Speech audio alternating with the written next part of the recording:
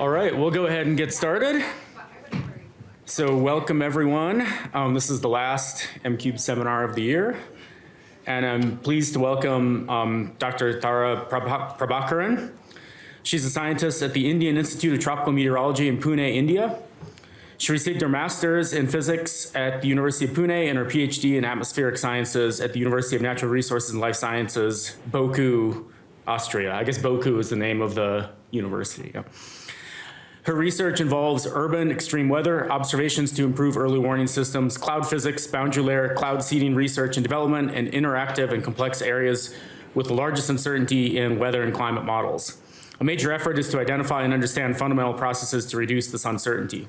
She has formulated a cloud seeding research program and has conducted field experiments on aerosol cloud interactions over different parts of India. She is project director of the Cloud and Aerosol Interaction and Precipitation Enhancement Experiment, CAIPEEX, which I think you'll talk about today, and the Urban Meteorology Meso Networks Flood and Early Warnings for Delhi. Welcome.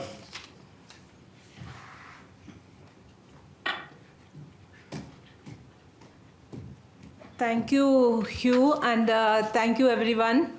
First of all, I want to profusely thank Wojtek for making it possible for me to be here and also to give the kind of encouragement. And also, there are several others here, including Vivek, Lulin, and all of you. Thank you so much.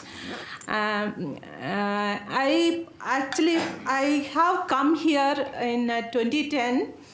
I was talking, at the time I was talking about the first paper that I was working on CAIPEEX. So now quite some time that it is past, and I'm very honored to be here.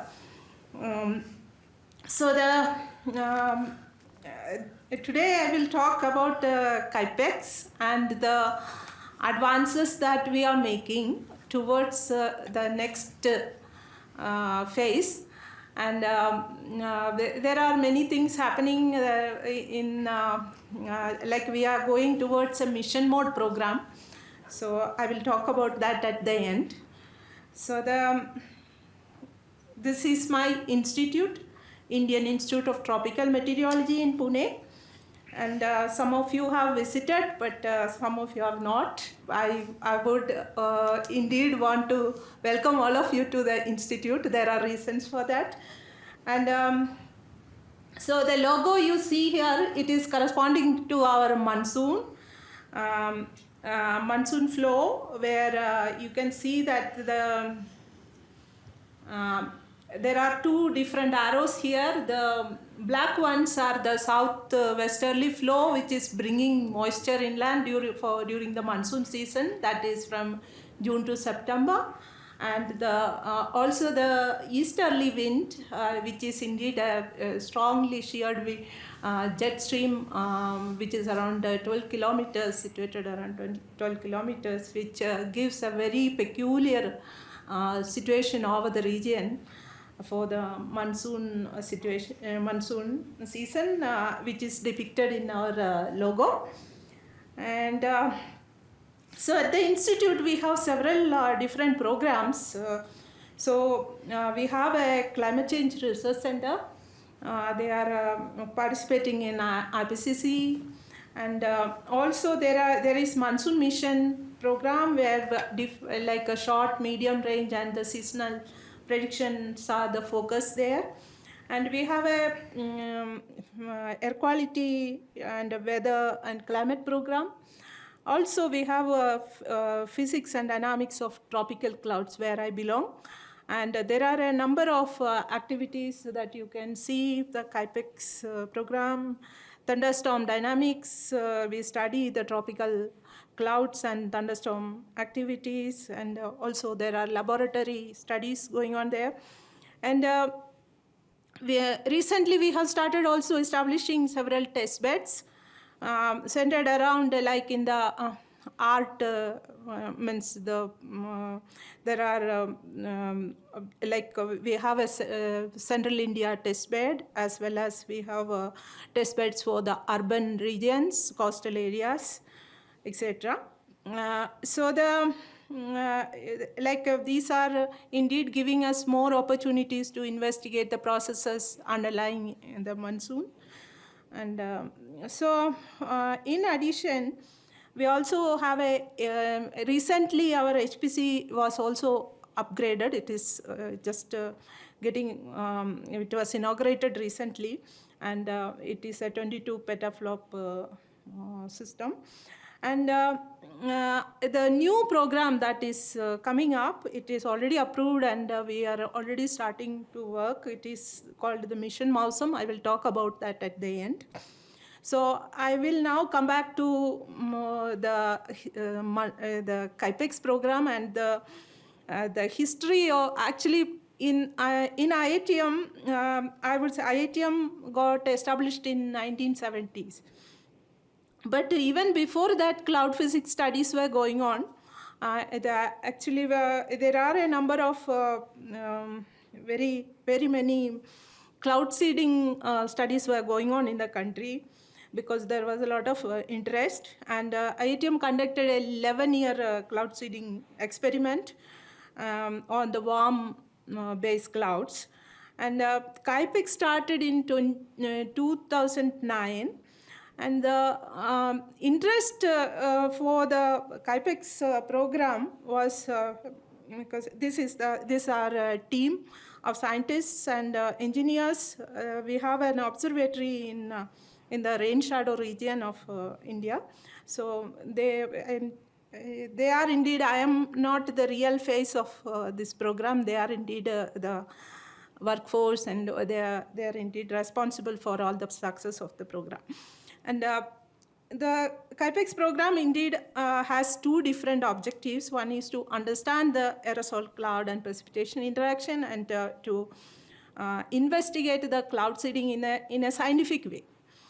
So for this program is supported by the Ministry of Earth Sciences and conducted by the Indian Institute of Tropical Meteorology. As you can see in this particular graph, these are the places where we have a CAIPEEX aircraft has flown over many years.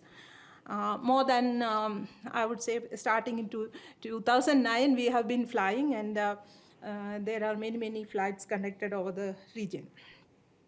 Then, yeah, this is just to give you a little impression about what are the objectives of CAIPEEX. Just go forward. Over the years, we have had 4 phases of CAIPEEX.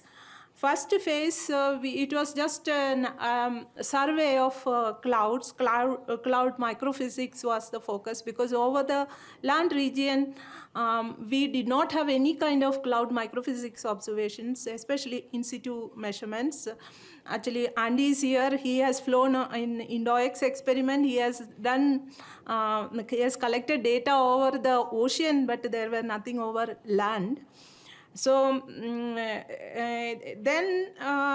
the overall idea was, since there is a huge interest by the state governments on the cloud seeding, that is in order to make water resources available in the region more, because they wanted to know how the government wanted us to give an answer how much effective it is, whether after all should we go for cloud seeding for rain enhancement, because there is a huge success in the US and other places. So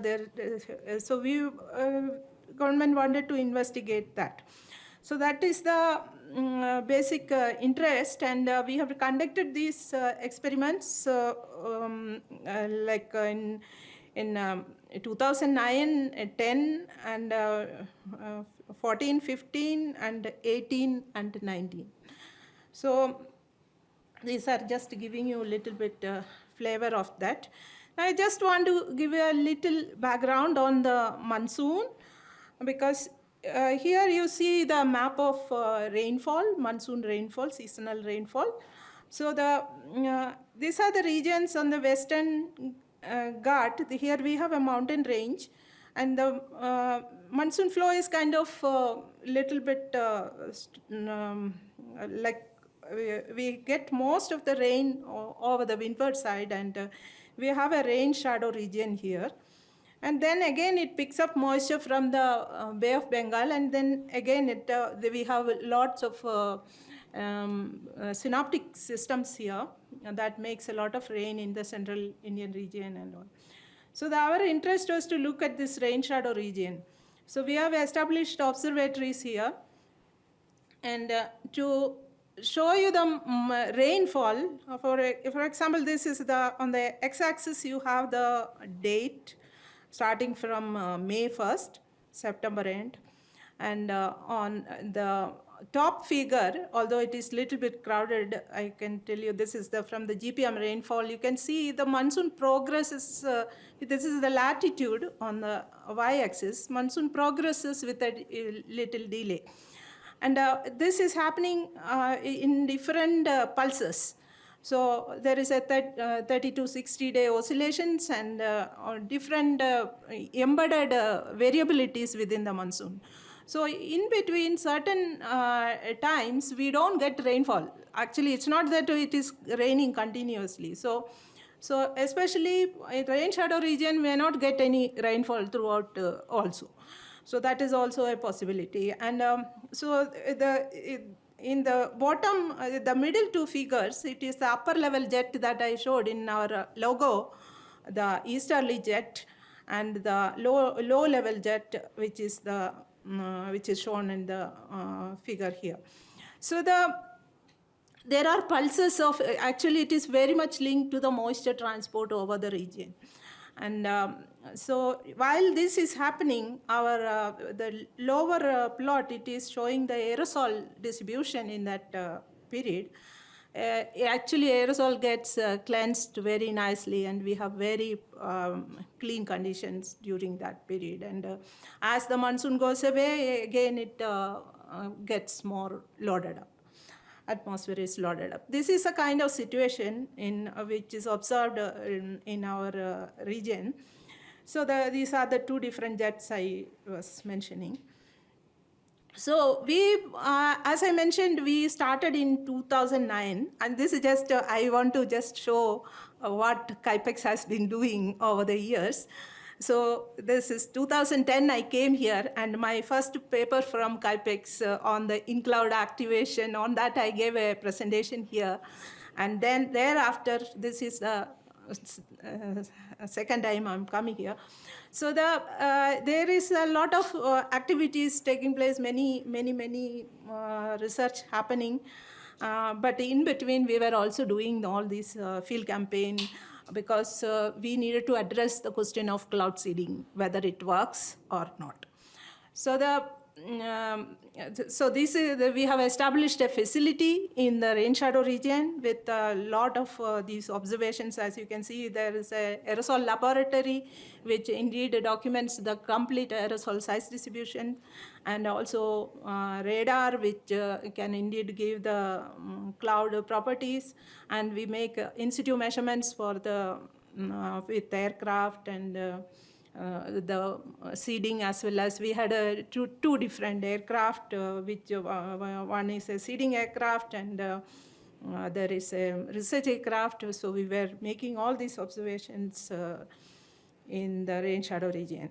And this gives you a little bit flavor of aerosol laboratory and ground-based observational facility we have set up. Just some of the pictures of that.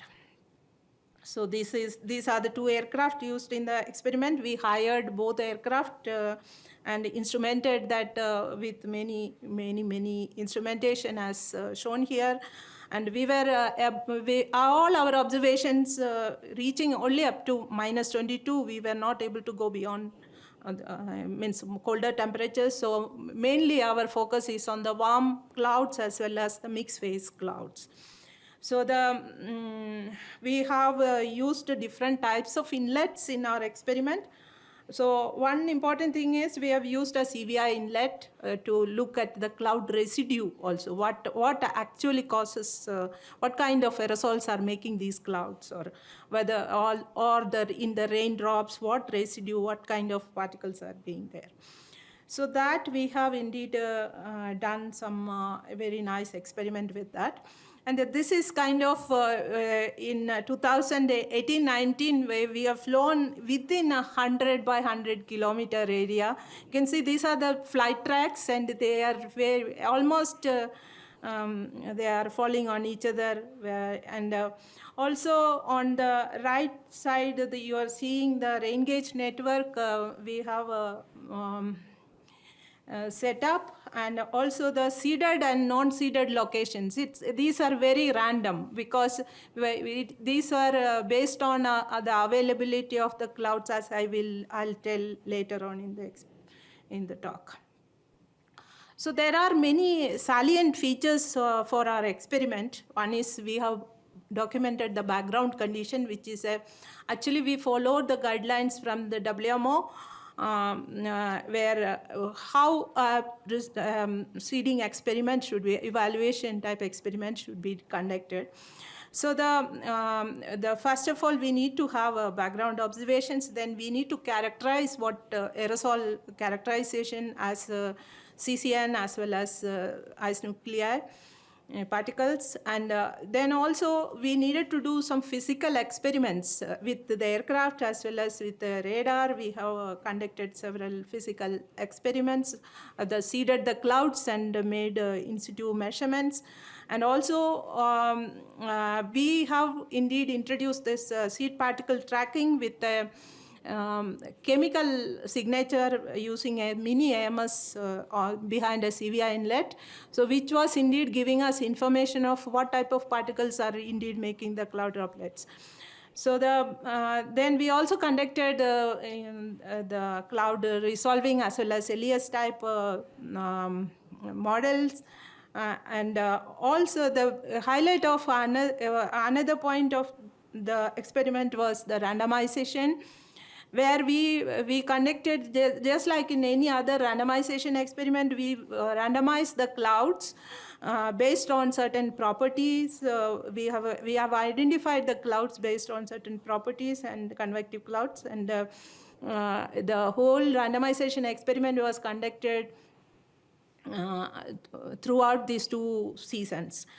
And it was conducted with the hygroscopic seeding flares, and we collected 276 cases. I believe this is the highest number ever any hygroscopic seeding experiment has resulted in. So just to give you a little flavor of what type of clouds did we see. And this is actually from the mean volume diameter observations from the cloud droplet probe, cloud imaging probe, and the precipitation imaging probe. So I presume the cloud imaging probe, we are seeing many of the drizzle, and the more precipitation size drops are in the PIP. So the vertical variation of these parameters are shown here. And we can see nearly 1.5 kilometer is the cloud base.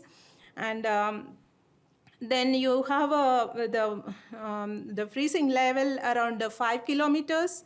And we have the important aspect is we have a very warm, very deep warm layer, which is important for the cloud seeding experiments actually.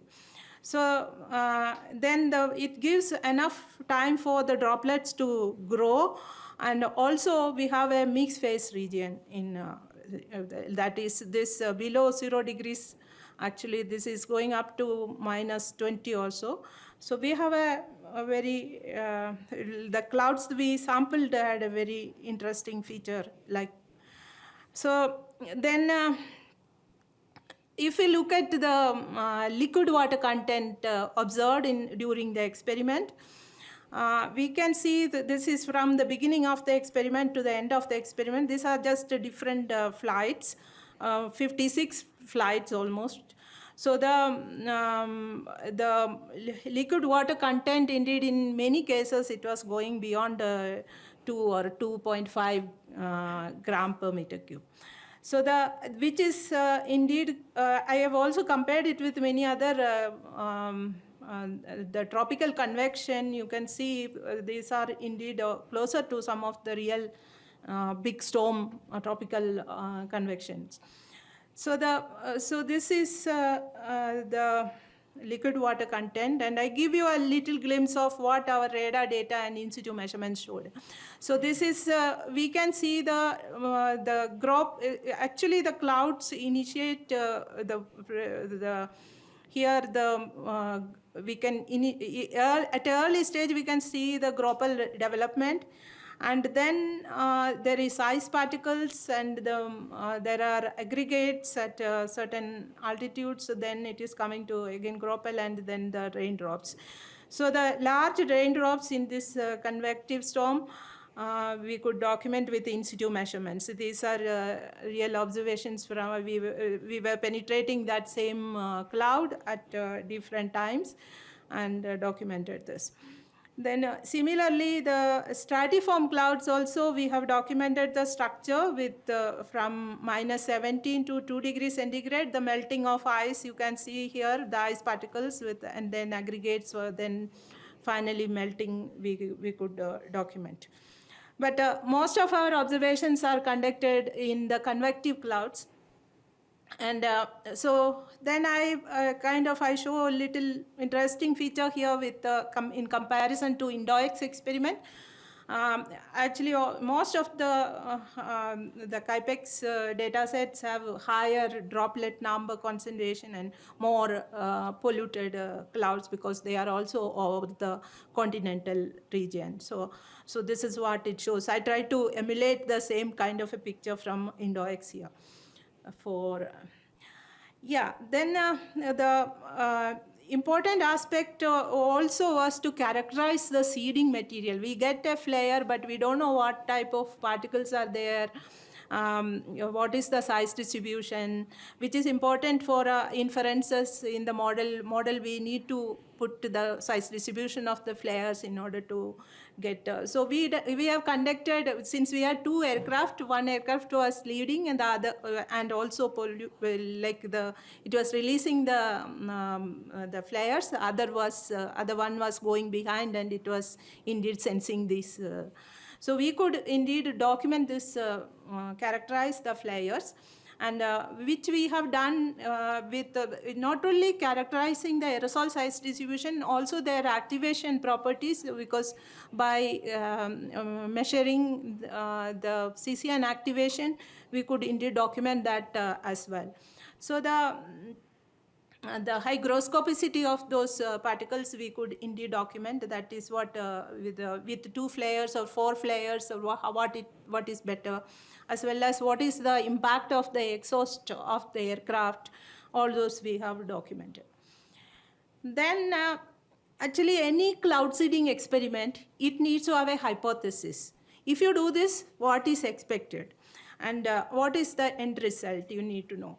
So just to show you with a sketch, here this is a cloud with the 0 degree isotherm, and in the typical situation you have a size distribution in the cloud, and because the ambient aerosols indeed they are contributing to this size distribution. And when you have a flare burning and you indeed introduce more aerosols into the cloud, so your spectra indeed becomes like it indeed has more aerosol particles, and the droplets don't grow. So it is less broader. Then if further going up, the spectra is broadening as the more condensational growth. So then it is indeed a place where it is crossing the freezing level. You may expect to form some drops entering the cold region, and then you may get some ice particle, means the groupal there. This was the kind of concept we were having with the hygroscopic seeding. So we were testing this hypothesis. And first we have conducted many numerical simulation experiments, But we at the time we were not having like these were sensitivity experiments, but at the time we were not having much of the observational data. Then we indeed got some observational data with the seeding. For example, this is a seeding case where we have a conducted seeding, and the downwind of that seeding area we have seen enhancement in the precipitation. So we have investigated that with the help of a numerical model. We have used a bin microphysics model, and here the seeding, actually we have considered seeding within a small box, and then here I'm showing the size distribution of the grapple. You can see the seeded case showed more grapple, and the downwind area indeed had further more enhancement in the grapple. So even at different altitudes, this we could see in our experiment. So which was further investigated with this particular case study, and it is published in Atmospheric Research by Gayatri. And then again we have looked at the precipitation aspects also with this. Here we are showing the maximum reflectivity as well as the vertically integrated liquid.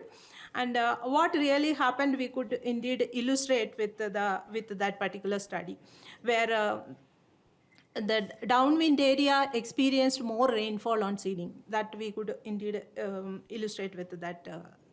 Then identifying a seeding signature, this is a little bit clutter, but I have if you see these boxes little more elongated, that means actually this is indeed different chemical signatures for from the CVI experiment. And this is the non-seeded case with non-seeded samples, and these are the seeded samples where you could see that there is a significant increase in the different signatures, the potassium, HCl and Cl, and all this we could see, and this was corroborated with the size distributions in the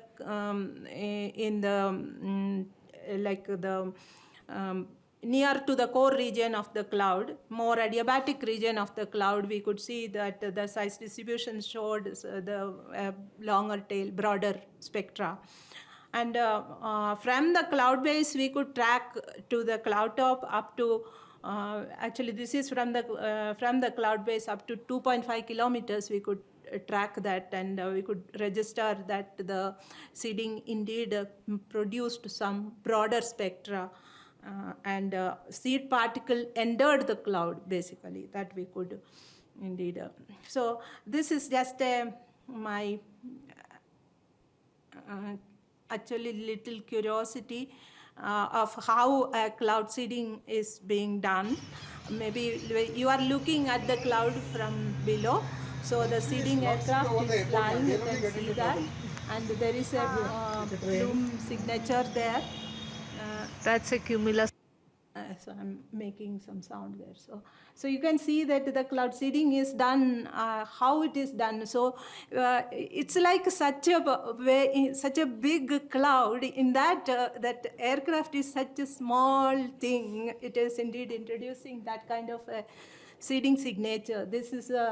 This we have repeated, I'm telling you, this we have repeated for 276 times in order to, so in some of those it was seeded, some it was not seeded, but aircraft did the same thing in many clouds like this. So how it disperses inside the cloud. So now I just want to show you something on the result, how that hygroscopic seeding was done. How much more time I have? Probably I'm talking too much. Or Okay. Yeah, so at least. Okay. Yeah. Thank you. So this, thank you. These are the criteria that we have used. This criteria we have come across by doing our previous field campaigns, as well as doing several simulations with those data sets. So one is a well-defined cloud base with no precipitation. That is in any cloud seeding experiment you want that. And the liquid water content, we have kept a threshold of 0.5 at a 300 meter above the cloud base, and also the updraft to more than 1.5 meter per second. Actually, our updrafts were quite strong in many situations because all these clouds we had, they were influenced by some outflows from other precipitating storms. So the convective outflows were very important in our experiment. And also the warm layer depth, the depth between the cloud base and the freezing level, how big that is also quite important. And which should be more than 1 kilometer, and the mid-tropospheric humidity more than 40%. These were our criteria. And we were also running WRF model operational to decide our the case, like the plan for every day. And this is what we have come up with from the randomized seeding experiment, where 151 cases we have seeded and 122 we have not seeded, because we as per our randomization table, first we selected clouds based on this criteria. Then we look at the randomization table with we make a decision whether actually the pilot makes the decision whether to seed or not based on the randomization table. And so at the end of the experiment, we have brought together all the data and analyzed. And here you can see that the 55% of the clouds dissipated in the seeded case, while non-seeded case 69% dissipated. And while 21% made precipitation while it was seeded at an early stage, that is, the reflectivity was below 30 dBc, while the non-seeded case it was 11%. So there were other differences as well. So then we also looked at the all these cases put together. This is the CFAD of all the seeded cases and the non-seeded cases separately. So this is like a seeding. The location of the cloud also was randomized in one way, based on the qualifying criteria for the seeding. And the seeded clouds indeed showed deeper clouds, and non-seeded clouds did not show that much deep clouds. So this is the difference between the two seeded and the non-seeded. So there is some positive difference there. And then we did some statistical analysis of that. Actually, this is a percentile analysis where at the 50th percentile, the accumulated rainfall from there was this is shown in terms of an enhancement factor between the seeded and the non-seeded. So the enhancement factor was quite large in the 50th percentile onwards. We can see as the blue bars are showing the enhancement factor, and orange are the when it is decreasing. Okay, the orange are corresponding to the mean rainfall indeed. So there was a positive effect in many of the cases. So another aspect is what time is best, or what type of a cloud really, what stage of the cloud development we should indeed be targeting. So these are the maximum reflectivity from the radar data for the clouds that were seeded when they were having reflectivity below 30 dBc. And dash lines are for the no seed cases, and the continuous lines are for the seed cases. And what we can see here is the seed cases, clouds indeed lasted for more time. These are the quartile analysis that is shown. So all these quartiles, we can see that the seed cases, clouds lasted for more time, at least 20 minutes more they lasted, and they are indeed becoming matured with slight delay. However, when the clouds were seeded with that are having more than 30 dBc at the time of seeding, there was no significant difference between the seeded or unseeded clouds. And one thing I want to also emphasize that these clouds were isolated clouds, because convective isolated clouds we have selected for this analysis. So I just want to little bit, I want to say also that our BAMS paper has got more details of this, and I made sure that most of the detailed analysis or the details of the data I have given in there is one supplementary material also, and that was published last year. And I want to little bit conclude on the CAIPEEX aspects here. Actually, I believe that CAIPEEX is the most comprehensive experiment on cloud microphysics over the Indian region.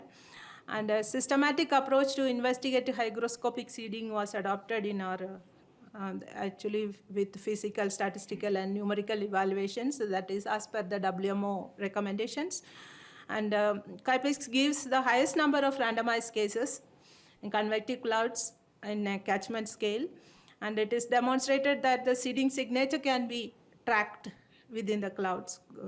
So that was one of the major outcome from our experiment, in addition to the randomization analysis. So actually we are not stopping there. It is actually the beginning of another mission. Okay, so more exciting cloud physics research. So recently our government has funded a mega mission on mission Monsoon. Monsoon in Hindi, it is the weather. So it is centered around improving high impact or severe weather prediction. And one of the verticals in that mission is indeed on the weather modification and cloud physics. So we are indeed forming a center of, already formed, a center of excellence for cloud physics and weather modification research. And I'll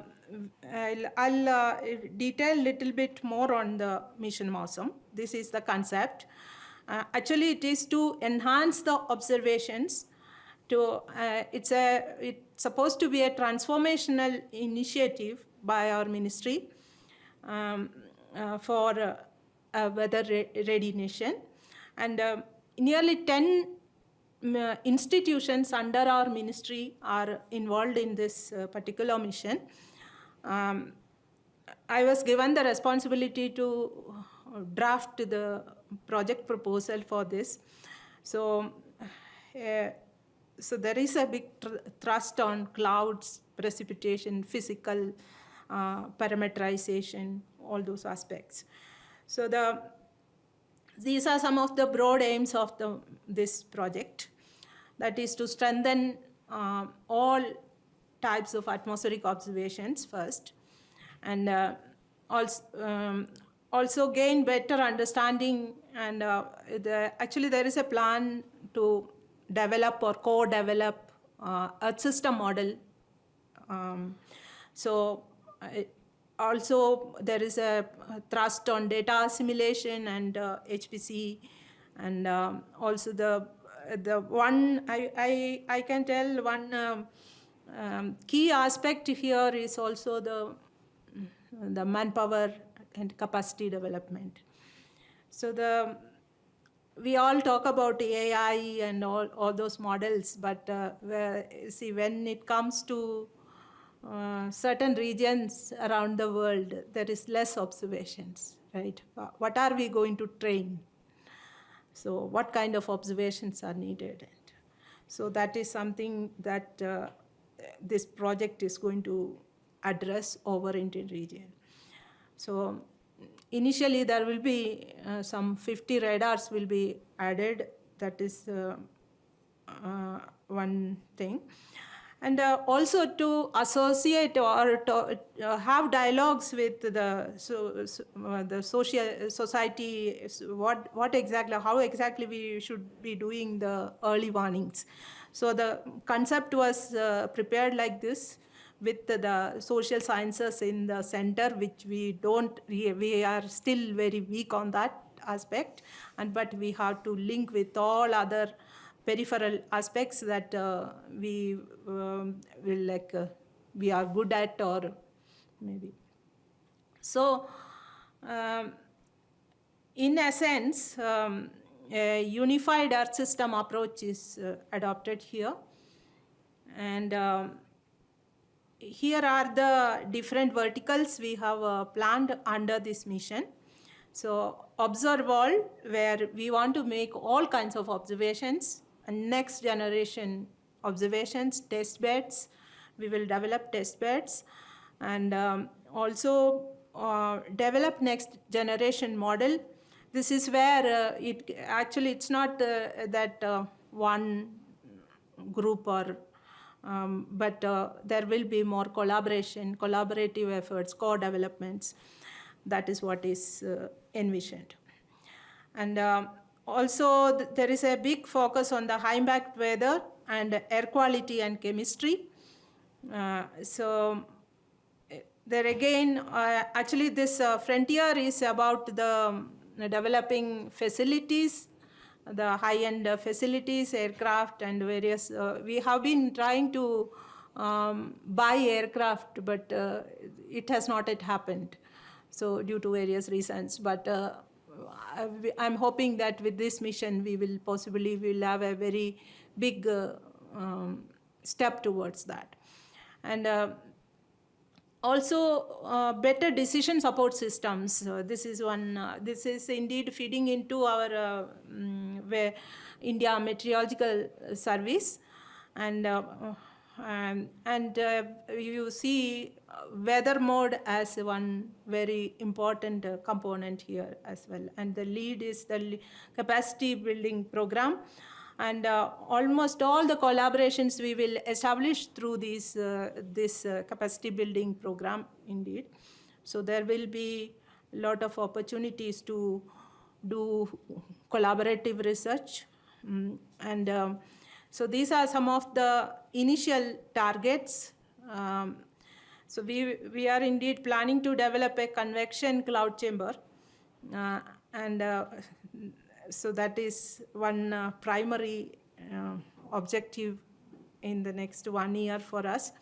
And we are also planning a national monsoon experiment. Actually, this is in order to gather all kinds of observations, whatever to bring it into a coherent data set under one source. And so this indeed going to happen this coming year. And urban testbed development, we already started, and I'll show you some example. In Delhi, we are developing a testbed, and in Chennai, a coastal testbed will be developed, and multi-hazard early warning systems is one of the major focus there. And process testbed over coastal area also will be under development. And there are many. Actually, we will be doing some calls for proposals under this mission. So specific themes, and that is being discussed. And I would like to get your feedbacks as well, and what all we could do together. That would be nice. And also a new satellite mission for wind, vertical profiling of winds and other parameters is under discussion as well.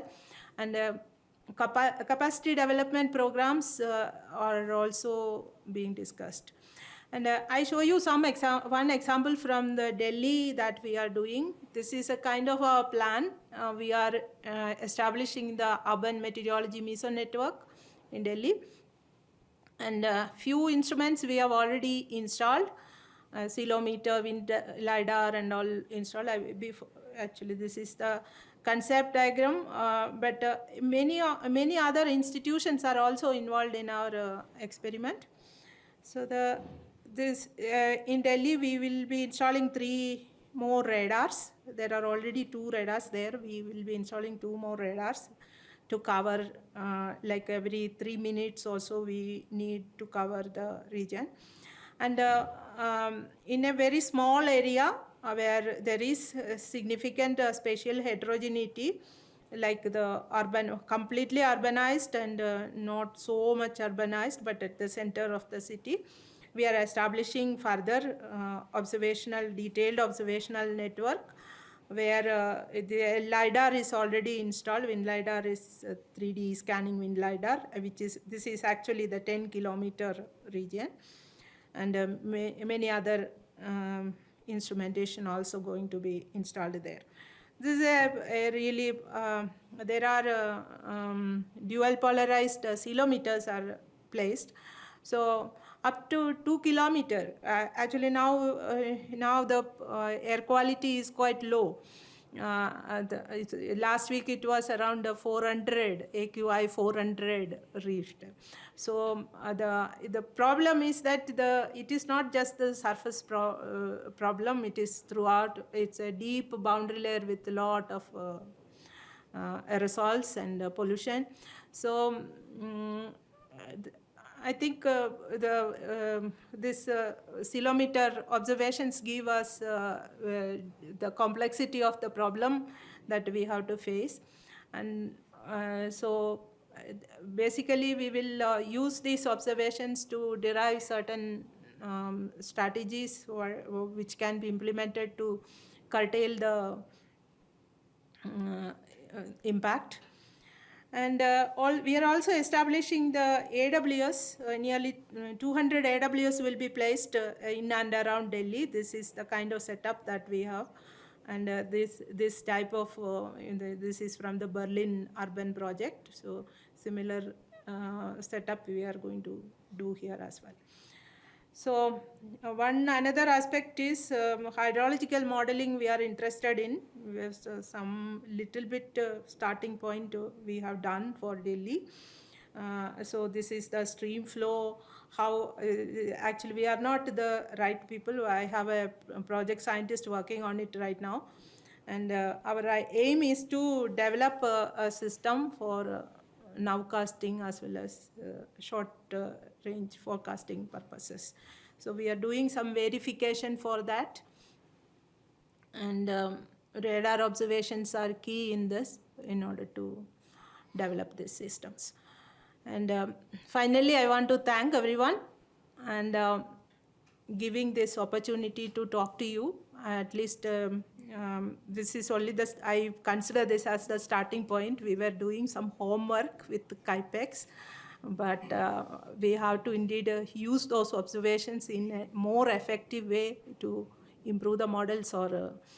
And I also want to say a few things that actually we are organizing this WMO scientific conference on weather modification 3 to 7 November 2025 at IITM.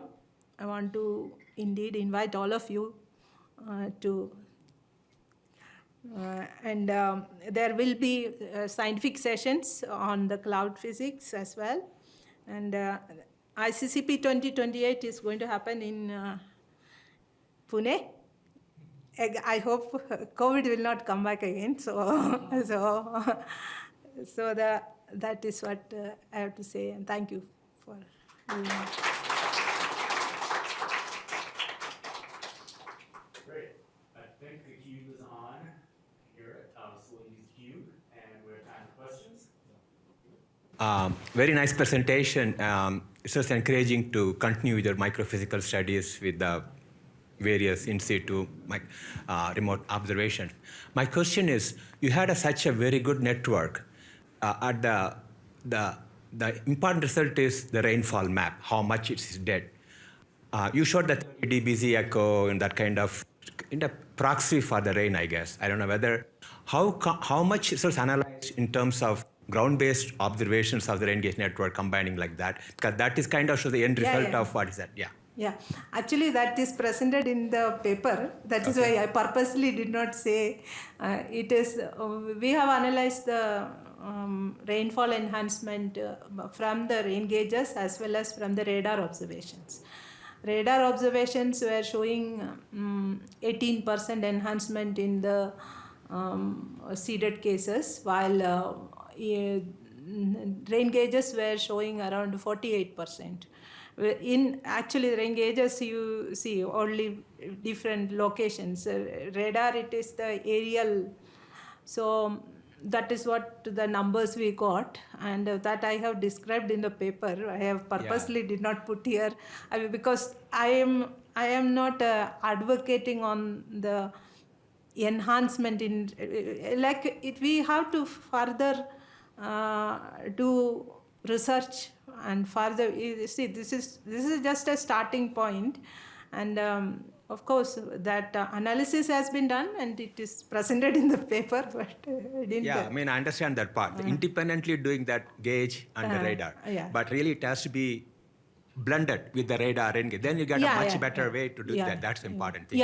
Maybe you should next step you should do that when you get a chance. Definitely. Actually, there is the whole data is so complex to come to this point. It has been like the seeding is taking place anywhere in the field in that 100 by 100 kilometers. So and wind conditions, everything, indeed complexities are quite large so we have to. Okay, we have a question on Slido. It was mentioned that the 4 phases of CAIPEEX were, and then phase 1 through 4, more recently in 2018-19, were all of them over the Western Ghats region, or different phases were focused on different areas? Are they only for monsoon or non-monsoon conditions as well? Actually the first year, I'll get to that particular figure. Year 1, indeed, we have flown all around India. Okay, this here in the northeast region and all we have flown. That was during the entire monsoon season. Started in June and ended in September.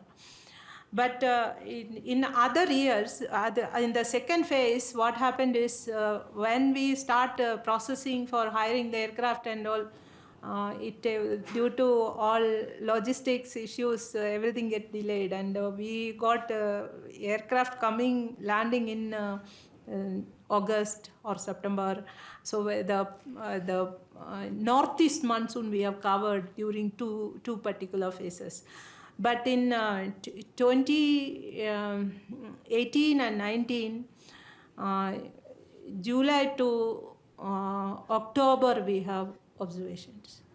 So it was like that was much more well planned because we have learned from our mistakes, and so it also depended on how easily we could get the aircraft, and so many factors.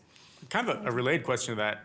As I understand it, in southeast India with the northeast monsoon is when they get most of their rain, but it's pretty late in the year, like October to December. Is there much past that kind of time frame, November, December? And do you think would the conditions be different, microphysics, aerosol, that kind of thing in those Actually, it is the large scale situation because during pre-monsoon, March, April, May, indeed, we have certain storms in that area, very big storms. They are like one of the super thunderstorms like that. And during the monsoon, also they get rain. But monsoon, the point is that it's all wind shear is the two winds that act to like it will not allow very deep convection to form except over the deep depression or the low pressure area closer to that region. But then they get rain during the northeast monsoon also. Northeast monsoon, the central India will not get much rain, but the southern peninsula will get rain. So I would say below 17 degree latitude, there will be a lot of activity. But other regions will be very dry. I may have just misunderstood, but the slide you were showing where you're showing the hypothesis for the hygroscopic seeding, I was a little bit confused there. Where you showed, I think it's this one, where you showed the distribution broadening. Mm-hmm. So what's the mechanism for that? This one? Yeah. You mean so you start out with some kind of distribution, right? Then you inject the aerosol, right? And then you get broader narrow distribution. Yes, right. Aerosols. So what's the mechanisms that you're relying on for the broadening after that point? When you show the blue one. Yeah. So after that, actually, the droplets are there is strong updraft. The point is that we are releasing these particles within the updraft regions, strong updraft regions. So there are also updrafts are indeed centers for the more supersaturation. Mm-hmm. So these droplets are also growing, condensational growth. Right. So that should narrow the distribution, though, right? Just the condensation. No, actually there are many.